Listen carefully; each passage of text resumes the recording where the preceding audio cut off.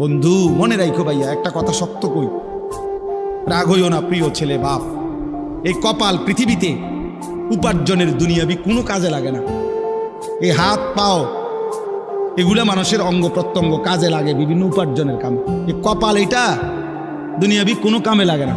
দেখ কোনো কাজের জন্য ওটা দিয়ে কোনো উপার্জনের কোনো কামে, দুনিয়ার কামাইয়ের কোনো কাজে এই কপালের এটুকু জায়গা ব্যবহার হয় না, এটা লাগে না আর কি। তাই এটা আল্লাহ তাআলা কেন বানাইছেন? খোদার কসম রব্বুল আলামিন এই কপাল শুধুই সেজদার জন্য বানাইছেন, শুধু সেজদার জন্য। এই জন্য যে কপাল সেজদা দেয় না, যে কপালে সেজদা নাই, তুই মানুষও না, মানুষের বাচ্চাও না। ইনসানের কোনো কাতারে সে পড়ে না, সে কোনো মানুষের কাতারে পড়ে না। ইনসানের কোনো কাতারে পড়ে না যার কপালে সেজদা। কারণ কপাল বানানোই হয়েছে। সেজদা কাকে বলে? ওয়াদউল জাবহাতে আলাল আরদ, জমিনের মধ্যে কি রাখা।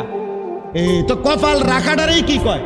তার মানে সেজদা কপাল, কপাল বানানোই হয়েছে কিসের জন্য?